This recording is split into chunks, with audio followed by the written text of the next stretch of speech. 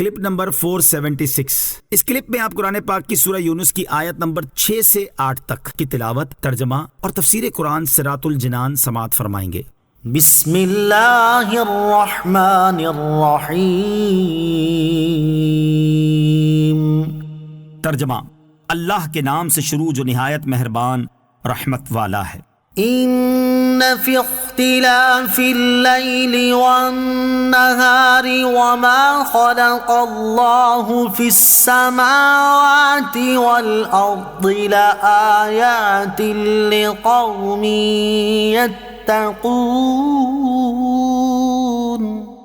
ترجمہ، بے شک رات اور دن کی تبدیلی میں اور جو کچھ اللہ نے آسمانوں اور زمین میں پیدا کیا ان میں ڈرنے والوں کے لیے نشانیاں ہیں۔ ان فی اختلاف اللیل والنہار،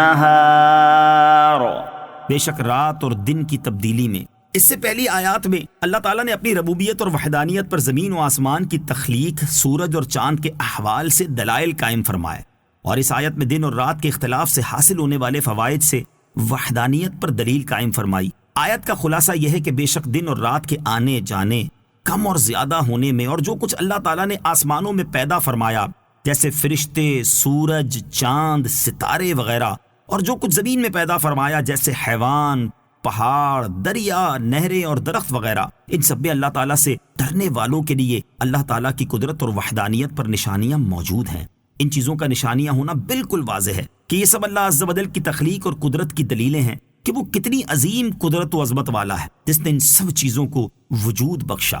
نوٹ، اس سے متعلق مزید تفصیل جاننے کے لیے سورہ بقرہ آیت نمبر 164 کے تحت مذکور تفسیر ملاحظہ کیجیے۔ آیت کے آخر میں فرمایا کہ متقیوں کے لیے ان چیزوں میں نشانیاں ہیں، چونکہ ان چیزوں میں غور کر کے ایمان و عرفان صرف خوف خدا رکھنے والوں کو میسر ہوتا ہے، اس لیے انہی کا ذکر فرمایا۔ بہت سے کافر یہ چیزیں دیکھ کر سرکش ہو جاتے ہیں، جیسے آج اکثر سائنسدانوں نے سائنس میں ترقی کر کے خدا عز و جل کا انکار کر دیا۔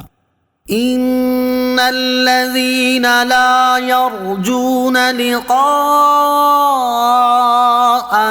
ورضوا بالحیاة الدنیا واطمأنوا بها والذین هم عن آیاتنا غافلون اولئک مأواہم النار بما كانوا یکسبون۔ ترجمہ، بے شک وہ لوگ جو ہم سے ملنے کی امید نہیں رکھتے اور دنیا کی زندگی پسند کر بیٹھے ہیں اور اس پر مطمئن ہو گئے ہیں، اور وہ جو ہماری آیتوں سے غافل ہیں، ان لوگوں کا ٹھکانہ ان کے اعمال کے بدلے میں دوزخ ہے۔ ان الذین، بے شک وہ لوگ، ان آیات میں پہلے ان لوگوں کا ذکر کیا گیا ہے کہ جو حشر یعنی مرنے کے بعد اٹھنے پر ایمان نہیں لاتے، اور اس کے بعد حشر پر ایمان لانے والوں کا ذکر ہے۔ اس آیت میں حشر پر ایمان نہ لانے والوں کی 4 صفات بیان فرمائی گئی ہیں۔ نمبر 1، وہ لوگ اللہ تعالیٰ سے ملنے کی امید نہیں رکھتے۔ مفسرین نے اس آیت میں امید کے 2 معنی بیان کیے ہیں۔ نمبر 1، خوف۔ اس صورت میں آیت کا معنی یہ ہے کہ وہ لوگ جو قیامت کے دن ہم سے ملنے کا خوف نہیں رکھتے تو وہ ثواب اور عذاب کو جھٹلا رہے ہیں۔ نمبر 2، طمع۔ اس صورت میں آیت کا معنی یہ ہے کہ وہ دنیا پر مطمئن ہو بیٹھے اور اللہ تعالیٰ کے ثواب کی طمع نہیں رکھتے۔ نمبر 2، دنیا کی زندگی پسند کر بیٹھے، یعنی انہوں نے آخرت کے مقابلے میں دنیا کی زندگی کو پسند کر لیا، اس تھوڑی سی اور فانی کو بہت زیادہ اور باقی رہنے والی پر ترجیح دی۔ نمبر 3، اس پر مطمئن ہو گئے ہیں۔ کفار کا یہ قلبی اطمینان دنیا اور اس کی لذتوں کی طرف میلان کی وجہ سے ہے، اسی لیے ان کے دلوں سے ڈر اور خوف نکل گیا، اور جب اللہ عز و جل سے ڈرنے اور اس کے عذاب کا خوف دلانے والی باتیں سنتے ہیں تو ان کے دل اس طرف مائل ہی نہیں ہوتے۔ نمبر 4، وہ اللہ تعالیٰ کی آیتوں سے غافل ہیں۔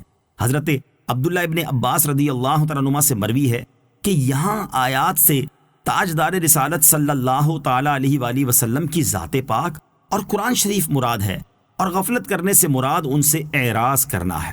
دنیا اور آخرت سے متعلق مسلمانوں کا حال، یہاں آیت مبارکہ میں کفار کے اعتقاد کے اعتبار سے یہ احوال بیان فرمائے گئے ہیں، لیکن عملی طور پر مسلمان بھی ان میں سے بہت سی چیزوں میں ملوث ہیں، جیسے دلوں سے قیامت کے حساب کتاب اور عذاب الہی کا خوف نکل جانا، دنیا کی زندگی کو ہی پسند کرنا اور اسی کے لیے کوشش کرنا، اور اسی پر مطمئن ہو کر بیٹھ جانا، قرآن اور احکامات الہیہ سے غفلت، دلوں کا سخت ہونا، شدید وعیدیں سن کر بھی گناہوں سے باز نہ آنا، یہ سب چیزیں ہمارے اندر اس آیت کی روشنی میں افعال کفار کا عکس نہیں دکھا رہی تو اور کیا ہے؟